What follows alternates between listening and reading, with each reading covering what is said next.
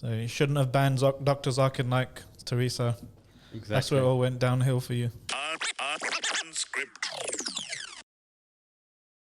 Start?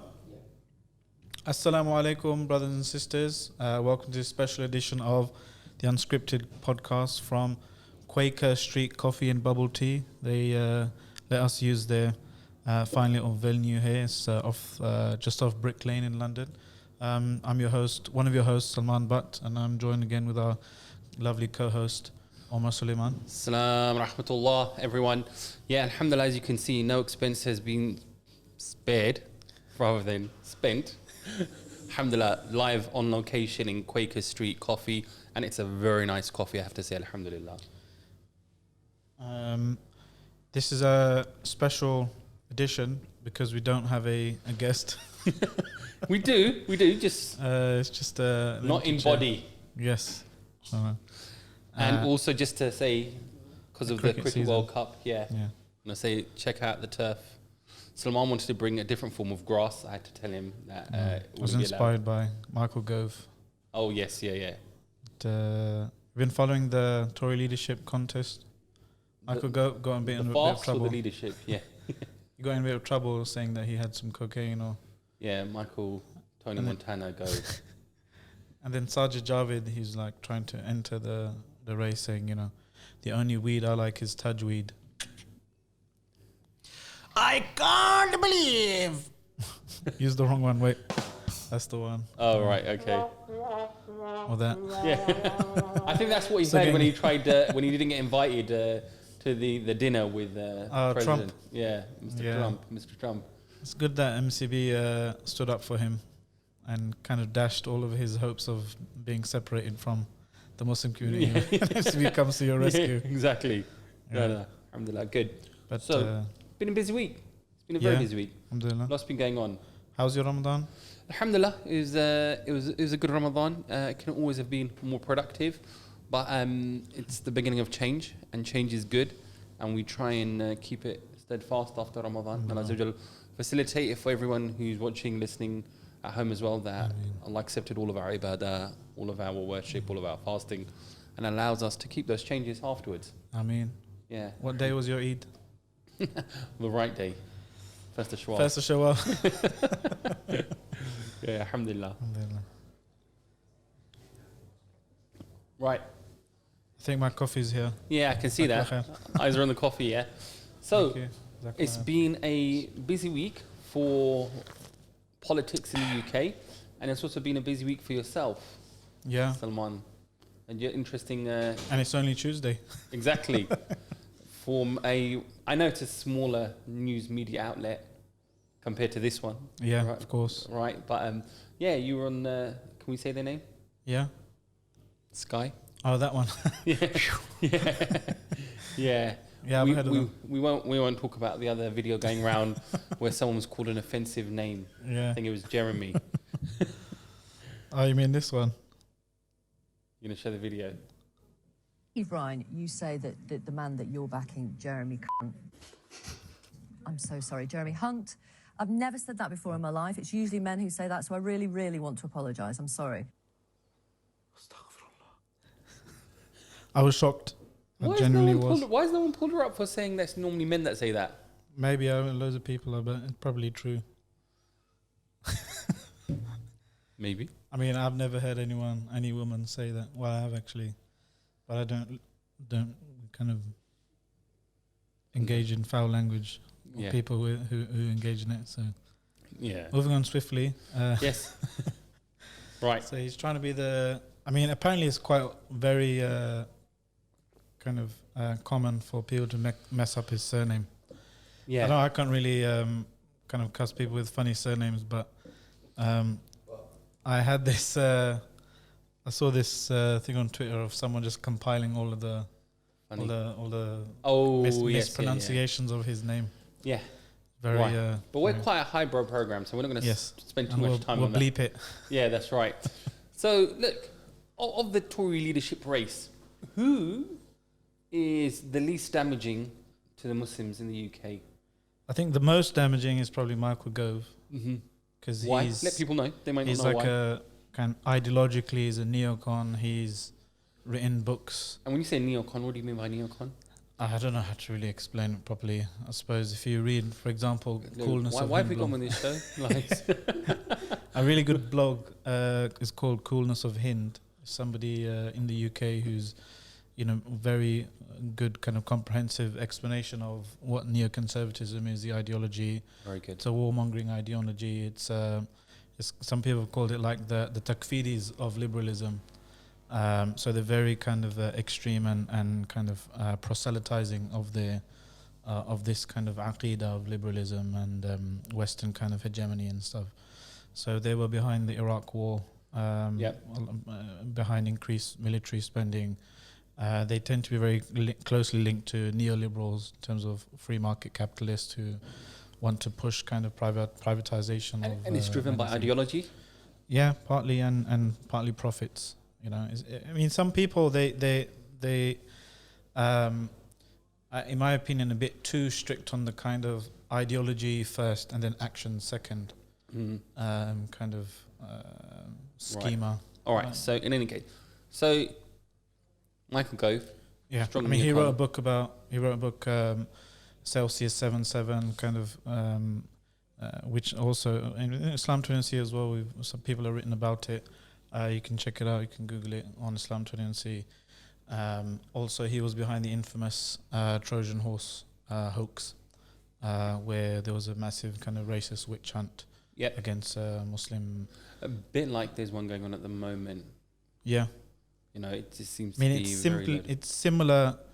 In the Trojan hoax really destroyed the educational prospects of a thriving kind of generations of thriving kids from an inner city background. And a lot of the protests in the school, around the schools, and the bad blood between the school, between the parents and the community and the schools, a lot of it is because of that background as well. They feel that, they're angry at basically outstanding schools turned upside down and turned into failing schools overnight. Yeah, so it's a bit like, you can't run your schools the way you want, and you can't stop us from running your schools the way we want. Yeah.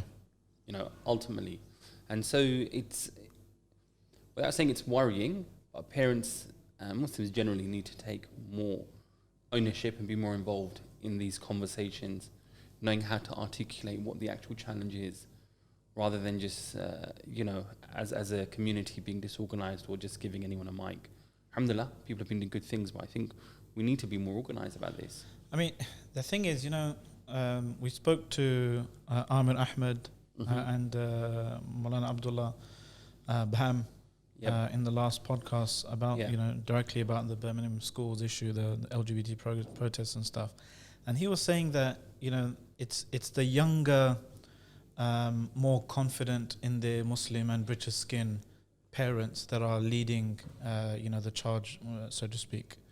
The older generation seem to be, he mentioned, they have kind of views like, this is their country, this is a Christian country, don't rock the boat, we have to do what they say. And the younger generation of parents now are who are standing up and saying, no, I want my rights. Why should I have to yield to your views or your politics or your ideology or whatever? And we're going to see, inshallah, more and more of that. And they're going to make some mistakes. People are going to make mistakes if the more they're calling and out for their rights and more active politically they're getting, they're going to have make errors and mistakes. But I think the general trajectory is one of burgeoning Muslim power. Yeah, and this is the first generation that actually feels that this is their home, and as opposed to being expats or immigrants. Immigrants. Who've come here and always felt that they're here for a temporary period and they're going to be moving back. Yeah, I went to khutbah once and the khatib. Mashallah. Yeah, mashallah. I try and go weekly. Yeah. I don't actually listen in to other people's khutbah, so it's like I normally do khutbahs in different places. So Mashallah. when I actually do listen to one, I try and make the most of it. But I really got vexed at one khatib. He started off the khutbah saying, Alhamdulillah, we're here. They're allowing us to practice our deen in their country. And I was like, what kind of message is that to the community, man? You're making them feel like, that they don't belong, that they're guests here or something. Yeah. But I think that's slowly. I mean, to be fair, he came from a different country. He was like a visiting sheikh. They may feel it. Yeah, they may feel it like that. And there are various types of shackles that people have, mental shackles, and maybe for us, this generation, we recognize it as that sort of former colonized mentality, that enslaved mind. But other people are enslaved by different things. People can't break free from, the order or the day, their social circumstances, etc. So there's various ways in which people are shackled. A lot of people think that they're free thinking when actually they're not. So, but coming back to the Tory leadership. So that Michael Gove, I think would be probably the worst. Go. And then I don't know many of the others, but the front runner appears to be Boris Johnson. So it has nothing to do with Michael Gove's cocaine habit. So he kind of brushed off that one. I don't know if we can how much we can say without getting in trouble. But man ain't no grass. Yeah. Yeah, snitches get stitches. So another thing that happened this week, I was in Manchester over the weekend and I spoke to our pal Ghulam Esposito, and his organisation Myriad Foundation got invited to this Eid Party in 10 Downing Street, and they said no. They were like, no. They turned it down, yeah. And I was like, wow, really? That's a lot of, they're showing a lot of leadership and kind of integrity, I think. Or inviting Myriad. Okay, let's read out the statement first. Yeah, go for it. So we posted on Islam 23, they said, so the Myriad Foundation is like a Islamic ethos organization. They do some dawah projects, some social kind of outreach projects, outreach projects and that kind of mojo. He said, thank you very much for inviting me on behalf of the Myriad Foundation to the Prime Minister's Eid Party in 10 Downing Street. While it is an honour to be recognised for the important work we do, after careful deliberation with members of our organisation, we've decided to decline the offer. The Myriad Foundation is a Muslim-led organisation driven by Islamic teachings. Our work focuses on helping those deeply impacted by austerity and educating wider society on Islam as a means to offset the damage created by institutional Islamophobia. We feel that the Conservative government led by Prime Minister Theresa May has played a prominent role in creating austerity and Islamophobia in the UK. For this reason, and taking into consideration the work we undertake as an organisation, we feel it would be hypocritical to be celebrating Eid at 10 Downing Street. We will be happy to discuss our concerns with you in a more appropriate setting. Thank you for understanding. Kind regards, hugs and kisses, Ali Mahmoud. When was the Eid party at? I think it's tonight, isn't it? What moon were they signing? Makes us look good now, isn't it? Greenwich Meridian. Yeah. I mean, but it's quite a refreshing position, because a lot of the times there's a very kind of persuasive and attractive offer for some organizations to be included in parties or whatever, or in a meeting at the end of a very long table with someone powerful. Does that mean that everyone who went shouldn't have gone? Are we saying that? That's interesting. What do you think? What do you think at home? Both our viewers, let us know what you think.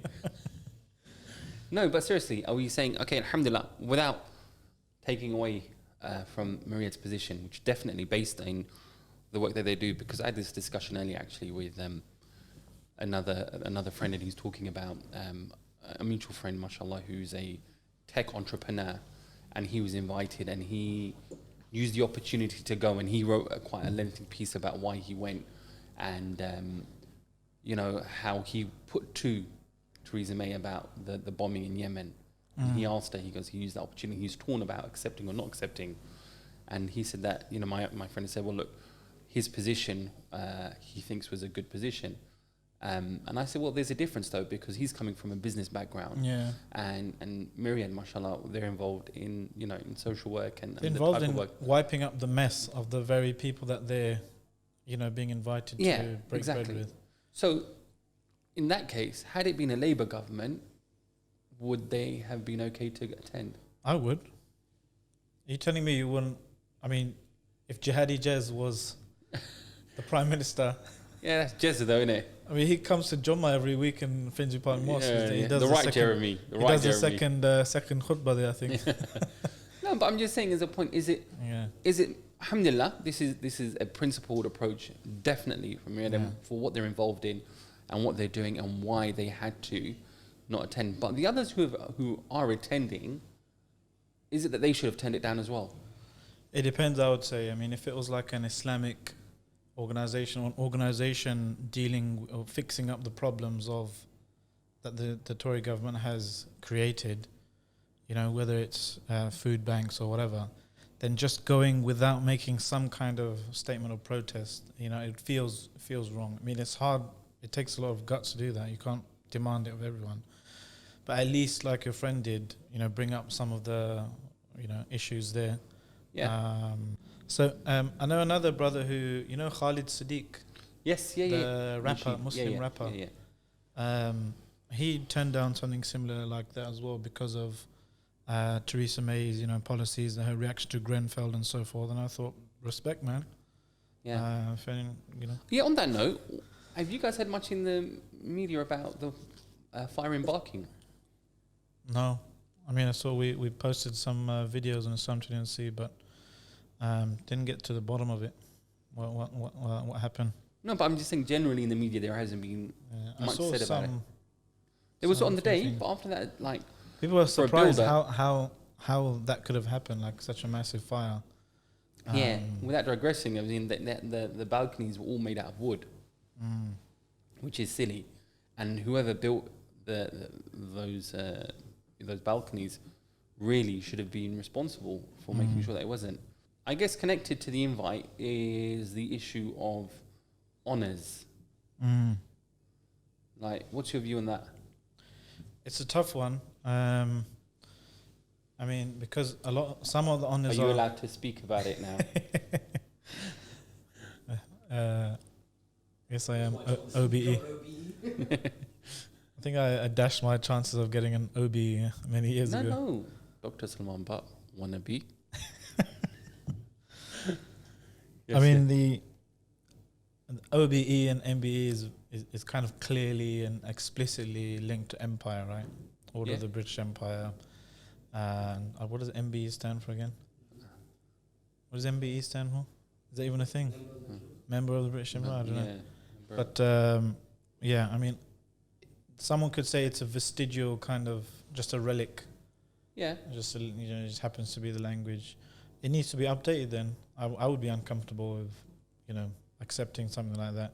If it's just like a generic, the Prime Minister's given you an honour for recognising X, Y, Z, and the language, the vocabulary, colonialism and empire is not there, then why not?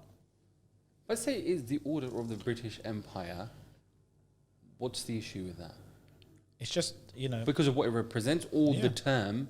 So if it was, you've been the Order of the English country. I'm just saying. Yeah, so that's a very different, kind of feel, isn't it? Yeah. To something explicitly mentioning empire, because you're implicitly kind of aggrandizing some of that history and perpetuating the fact that it's something good. When for, hundreds of millions perhaps of non-white bodies in the ground or in the oceans, it wasn't a very good thing. So if it was a modern term, it was a modern award, then suddenly it'd be all right? I would think so, yeah. Feels like if they mention someone, maybe a revolutionary or, a great thinker after which it's named or something, you get such and such person award, then why not, It's like a Mo Salah award. Yeah. Yeah. Mo Salah honoured. All right, let's call up Gully.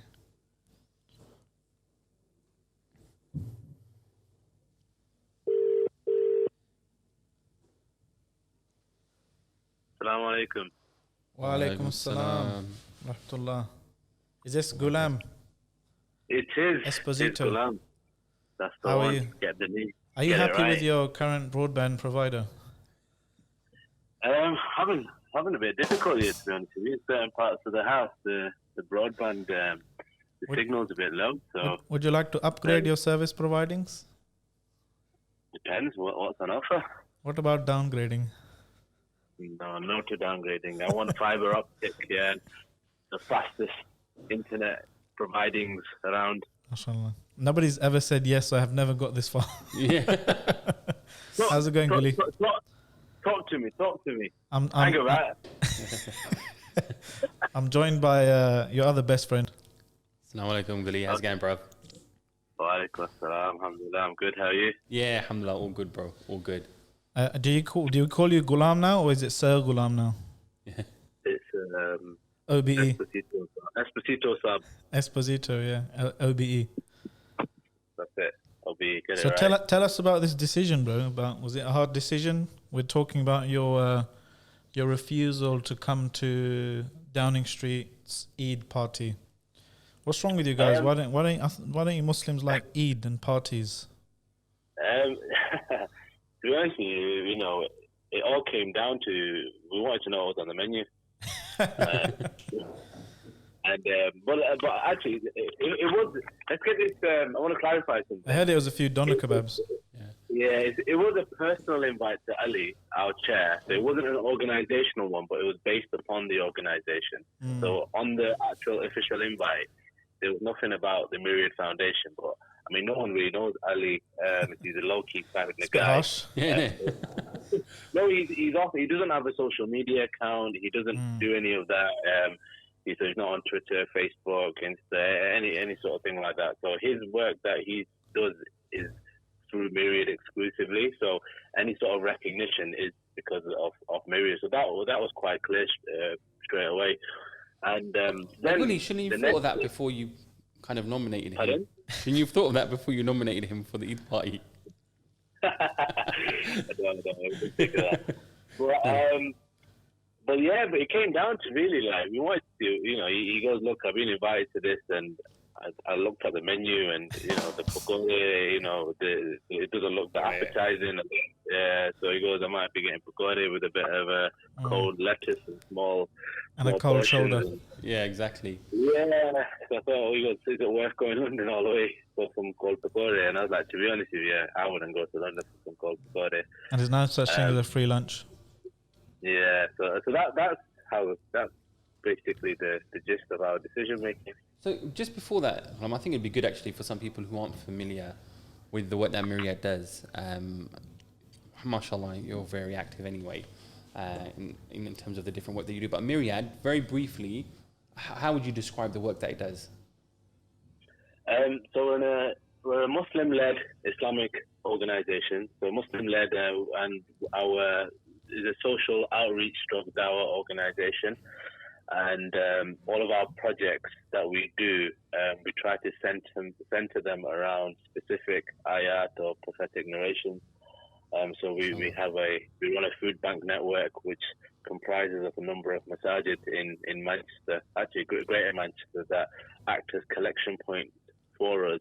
And then this then feeds into one central food bank where we operate twice a week across Manchester. And the recipients are people of all faiths and none. We also do regular homeless outreach services in collaboration with a number of different charities in Manchester. And part of the whole DM setup of trying to get people off the streets and into a referral system where they can get the specific help that they require. So that could be job opportunities, that could be them dealing with whichever specific issue like mental health, domestic abuse, etc. And then we do tech classes for the elderly to help tackle the digital divide. We do a lot of school workshops on Islam and Islamophobia. So we're part of the Greater Manchester SACRA, on one of the approved organisations in schools. And we do a lot of stuff with mosques in terms of open days and education workshops for non-Muslims, and we do certain classes for convert Muslims as well. So we do. It's like you do a myriad of things. You just took that line out of my I had that punchline ready somewhere. Yeah, we do. We're involved in a myriad of different. We're involved in a myriad of different activities, alhamdulillah. So we've been around since 2013.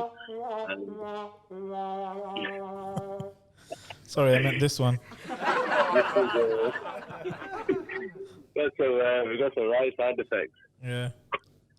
Yeah. But do you think the nature of your work is partly the reason why you guys advise you decline the offer?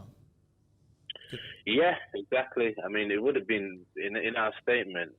We did put that we're involved in lots of different projects, and the reason for that is because of austerity. There's people that we're helping, the food bank, the homeless, the elderly. They've been impacted by austerity the most, and it's and those that are, the party that's responsible for that is primarily is the Conservative Party, with all the different cuts in the healthcare sector, in the housing sector, and even in crime prevention, etc. It's crazy. So on one hand, they want to invite us on the basis of the work that they do, but they've actually created that work for us to do. So yeah. So it's Omar was saying, what were you saying? What? Which bit? About other people going? Yeah, I was just saying that other people that attend, is it wrong then for them to attend? And I was just giving an example from another friend. He's behind an app, a tech app, and he decided to go last year, and he gave a long reason why, and he was struggling with it as well. But then he said that he wanted to go to put to Theresa May the whole offensive in Yemen at the time. And alhamdulillah, and you could see that he did struggle with it. He didn't just jump on it. So there's going to be a number of people attending, and are they all wrong to attend, would you say, or No, it's a good question, and to be honest with you, we refrained from getting involved in that whole discussion. But I think I know who you're referring to, and I also think he gave some post feedback, and if I'm correct, that he did his decision in hindsight, and I think I read about that, and it did contribute to our decision making process, which was that is it the right setting to hold someone to account? Is it the right environment to hold someone to account? And the conclusion we came to is that it isn't, because you don't. Number one, this is actually quite funny. The Eid quote unquote party is 1 hour 15 minutes. Now they've got high aspirations for Muslims because we're always about an hour late anyway for anything, right? So the party is going to be finished by the time we get there, right? So the time, in terms of the amount of time that you have, is limited, number one. And then number two, the environment is that she doesn't spend much time with everyone. It's literally like 10, 15 seconds, You'd probably have more impact doing a public statement and kind of... Yeah, so you're not going to really be holding her to account on any issues. You're not going to get that time. But your friend, did people take him out on social media and stuff? Did he feel that people were... No, Omar's friend. No, so if someone who knows him as well, I think. Yeah, I can say it because I think what Shaz done was really good. And he gave his reason. That's the problem with a lot of Muslim social media sphere is. I remember our Sheikh, he mentioned this really powerful quote. I'm probably going to butcher it out, but "Nadhr al-ra'i awsa' min ra'yihi." So the considerations of somebody making a decision, the kind of the perspective is broader than his or her actual decision. Yeah. So loads of effort and time might go into looking at balancing out the pros and cons, and they might make a really tough decision. But people online or people just looking at the end product are going to think, oh, why did you do that? And then give a whole load of reasons why they shouldn't have done it. But the reasons they've already taken into account, and it might have been a tough decision. So what they considered is greater than the actual decision that they made. But in this case, Shazad I think was a unique exception in the sense that he went there with a considered sort of approach. And in my opinion, I could be wrong. Most of those that have been invited that do attend, I don't think they go through that rigorous process of trying to evaluate whether they should be going or not. I think they just see it as an opportunity to be invited to attend down in the street. They go. They're quite happy. They're quite happy with the recognition. That they're very. They're happy also to take photos there and stuff like that. And the whole experience. Here's a question, Glenn. I'm sorry to interrupt you, bro. You're right, absolutely. If you were honoured with, say, an official title for your work with Myriad, Sir Ghulam. Yeah, would you accept it? And we're not holding you to it. We're just asking. Get the record button. Yeah. If it gives lifelong membership to like 3 eateries around the country, then I might possibly consider it. But in terms of that sort of honour, getting a title like an MB, OB, or whatever, no, because of the colonial sort of connotations that are attached to it. I mean, it's literally, an order of the empire or member of the British Empire. Yeah. So, you're not gonna. Well, we wouldn't accept anyone. We wouldn't accept any title that has that connotation to the colonial legacy of the British Empire, because we know what that's responsible for previously, and also the legacy that still remains. Colonialism might be over, but it manifests in different ways today, and it's probably responsible for the structural racism as it exists today as well. Yeah, actually, I'm nodding my head, but you can't see it. Yeah. You say, listen, subhanAllah, on that point, actually, for yourselves and all the countless brothers and sisters who work tirelessly behind the scenes, may Allah Azza wa Jal honour you in the heavens, with the real honour and the honour that's everlasting, really, alhamdulillah. And it's important not to lose sight of that, because it would be a very, very poor exchange to perhaps lose the reward in the hereafter for something in this world, And so may Allah Azza wa Jal bless all of you who are working hard and keep everyone's intentions pure, inshallah. And allow us to be honoured on that day, Yeah, and also, sorry to interrupt, as well. Specifically with regards to Theresa May as well, and I just want to make this specific.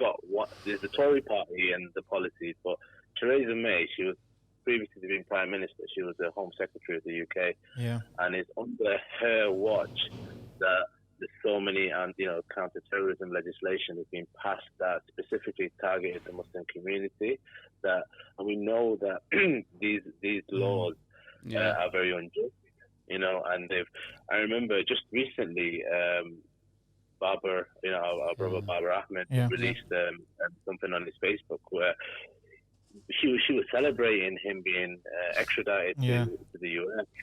She was joyous, and the language that she used to describe him was horrible, right? And even with our Salman, he's on that Home Office list, right, of apparently extremist speakers. But alhamdulillah, subhanAllah, she's been completely, utterly humiliated now in her career. You really feel sorry for her now. So you shouldn't have banned Dr. Zakir Naik, Theresa. Exactly. That's where it all went downhill for you. Well, it's under watch that all this sort of stuff has happened. And we can't forget that.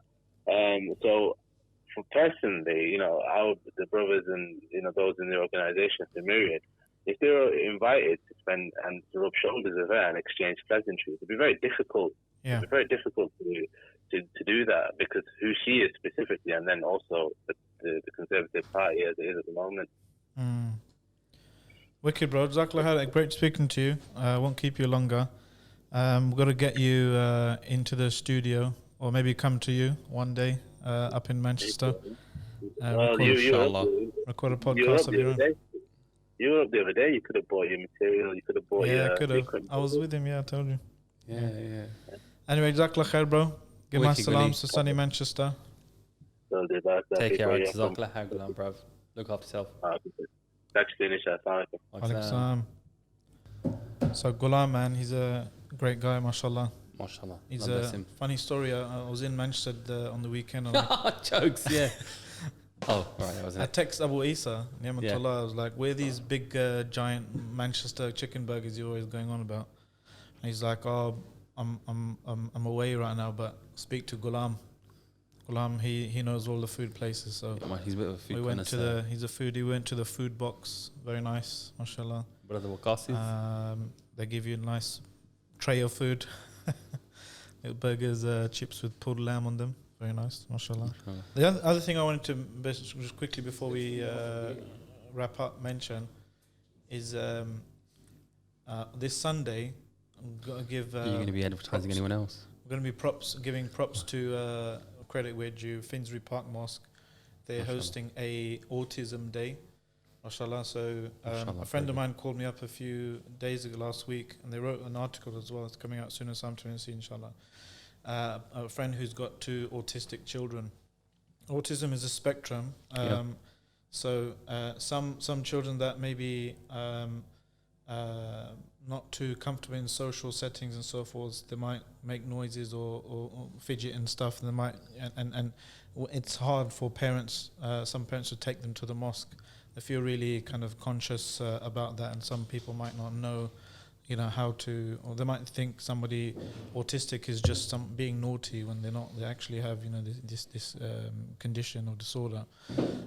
So as a result, they find it difficult to take their kids to the mosque. So this Sunday, 10:30 to 12, inshallah, 10:30 a.m. to 12, a bunch of parents are organising this Autism Day to bring kids into the mosque, and That's Finsbury Park Mosque. yeah, Finsbury Park Mosque. Jez's local.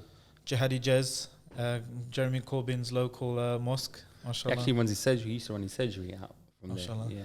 Mashallah, Yeah, good. great guy, man. Yeah. Alhamdulillah. So, good. Yeah, Good, good. if you do, or if you don't have autistic children and you just want to, gain some more knowledge and meet people, and learn about this issue in our community, then Good. then we should try and Yeah, can we also say, head along. yeah, very good. I just want to say, for future podcasts, if there's any topics people would like us to discuss, then to message you. Yeah, Yeah. yeah. Yeah, email. Write a comment in the comments below, or email inquiries@islam21c.com. So I know you have to go now. Thanks, Yeah. brothers and sisters. If you enjoyed this conversation, give us a like and a share. If you don't, then Give us a like and a share anyway, and say stay away from these guys. All right, take care, everyone. thank you very much. Salam Jazakallah khairan. rahmatullah. Assalamu alaikum wa rahmatullahi wa barakatuh. Unscripted.